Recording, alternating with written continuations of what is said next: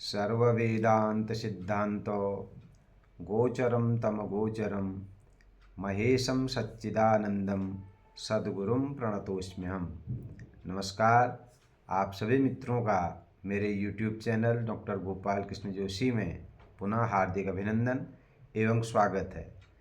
दीपावली का पावन पर्व कार्तिक मास में संपन्न हुआ और अब मार्गशीर्ष का पवित्र मास आरंभ हो चुका है और मार्गशीर्ष का माह भी बड़ा धार्मिक महत्व का माह है और इसमें विविध धार्मिक अनुष्ठान भी संपन्न होते हैं और विशेष रूप से भगवान के भैरव अवतार का वर्णन मार्गशीर्ष मास में आता है और इसी प्रसंग को लेकर आज आपके बीच में मैं उपस्थित हूँ। हमारी जो पौराणिक मान्यता है, पौराणिक मान्यता के अनुसार मार्गशीर्ष कृष्ण पक्ष अष्टमी की तिथि को भगवान भैरव के अवतार दिवस के रूप में मनाया जाता है और इसको हम कालाष्टमी या भैरवाष्टमी नाम से भी जानते हैं। और भैरव वास्तव में भगवान शंकर के सहचर हैं और यूँ कहा जाए यदि शिवपुराण के अनुसार हम देखें तो भैरव साक्षात शिव के ही अवतार हैं। शिव और भैरव में कोई भिन्नता है ही नहीं, इसलिए शिव की तरह ही भैरव जी की भी सात्विक पूजा करनी चाहिए।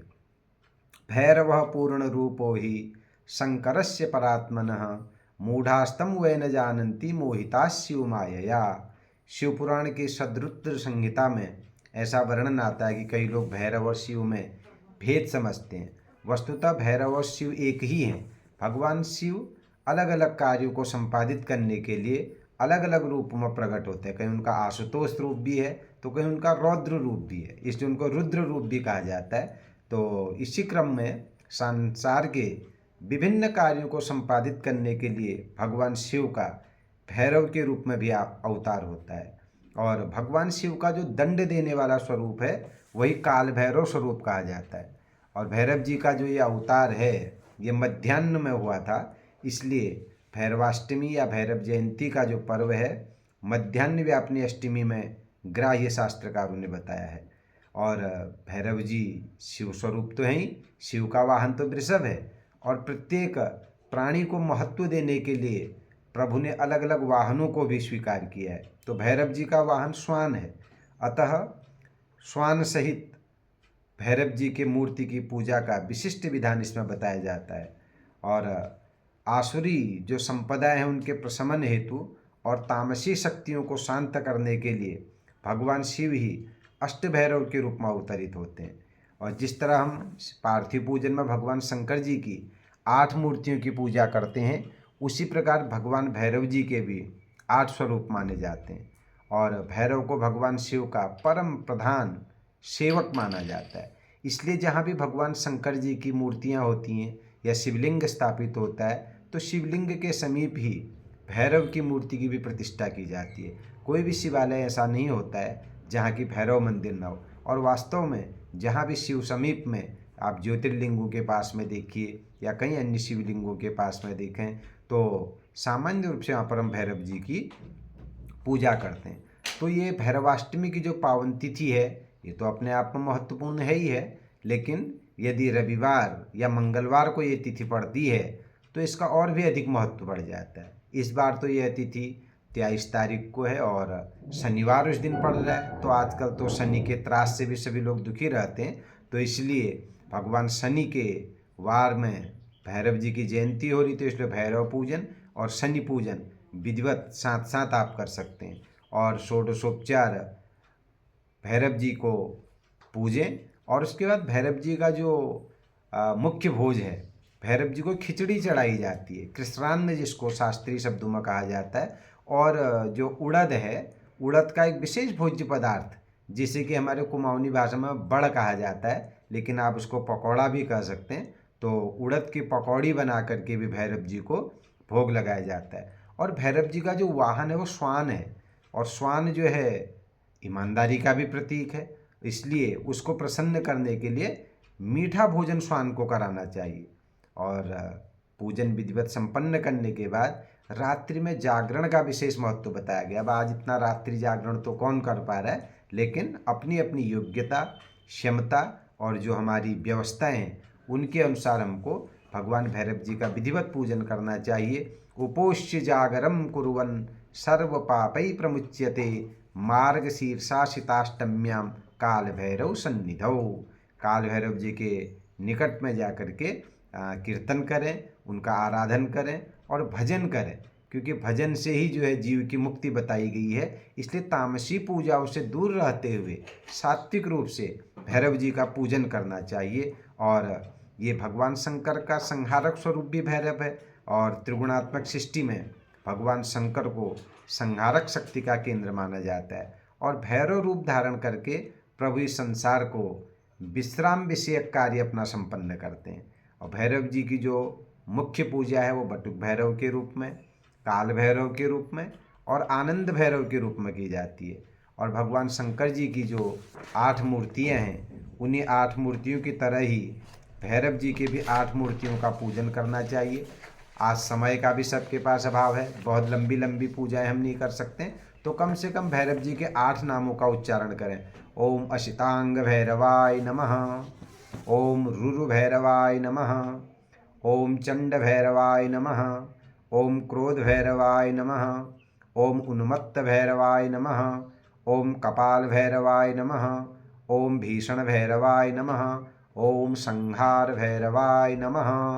तो इस प्रकार से भैरव जी के 8 नामों का उच्चारण करें। और भैरव जी को प्रसन्न करने के लिए जो भैरवो भूतनाथश्च, इस प्रकार उनका अष्टोत्तर नाम का अष्टक है, उसका भी उच्चारण किया जा सकता है, उसका पाठ किया जा सकता है। और काल भैरवाष्टक का पाठ करके सामान्य साधक पुण्य अर्जित करते हैं। और भैरव जी को खिचड़ी का भोग लगाएं, बड़ों का भोग लगाएं, स्वान को मीठा भोजन कराएं। और उसके बाद भैरव जी की स्तुति, सारी पूजा में जो कमी रह जाती है उसके बाद यदि हम भगवान के आगे नतमस्तक हो जाते हैं, क्षमा याचना कर लेते हैं, तो उससे बढ़कर कुछ नहीं है। क्योंकि प्रणाम जो है सारे भक्तियों का सर्वोत्कृष्ट जो स्थान है और सर्वोत्कृष्ट भाव जो है प्रणाम में निहित है। इसलिए भैरव जी को प्रणाम करें। देवराज सेव्यमान पावनाग्रि पंकजम ब्याल यज्ञ सूत्रमिंदु शेखरम कृपाकरम नारदादि योग वृंद वंदितम दिगंबरम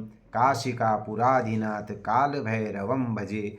भगवान विश्वनाथ के समीप में काशी के कोतवाल के रूप में भैरव जी की स्थापना है। तो उनका ये दिव्य जो काल भैरवाष्टक स्तोत्र है, इसका पाठ करके हम पुण्य अर्जित कर सकते हैं। ये भगवत पूजन, देव आराधन और स्तुति ये हमारी संस्कृति का विशेष अंग है। इसलिए सामान्य वांछाओं से दूर रहते हुए आत्मकल्याण सहित जगत कल्याण हेतु हमें भैरव जी से प्रार्थना करनी चाहिए। ये तो इसका धार्मिक पक्ष था। प्रत्येक जितने भी हमारे देवता हैं, जितने भी हमारे पूजाएं हैं, उनका एक आध्यात्मिक पक्ष भी रहता है। भैरव शब्द अपने आप में जो है भीषण रव का प्रतीक है। भीषण और रव, रव माने ध्वनि। तो इसलिए ये संसार क्या है, अष्ट प्रकृति से बना हुआ है। भूमिरापो नलो वायु खम मनो बुद्धिरेव च अहंकार इति में भिन्ना प्रकृतिरष्टदा।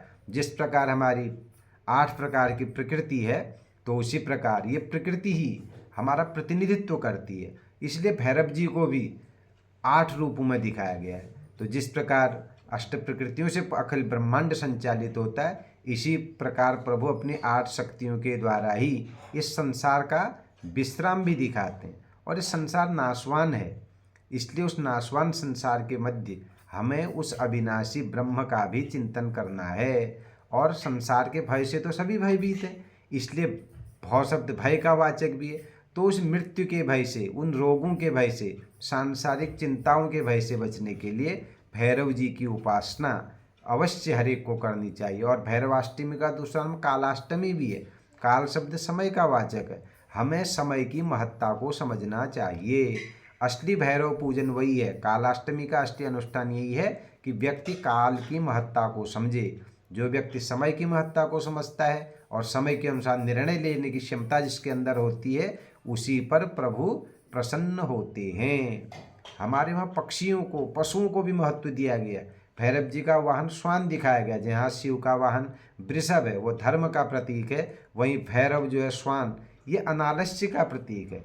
और श्वान के अंदर बिल्कुल भी आलस्य नहीं होता, बिल्कुल ईमानदार भी होता है और चटक एकदम रहता है। इसलिए आलस्य का त्याग करो और हमेशा अपने कर्तव्य पथ पर सजग रहें।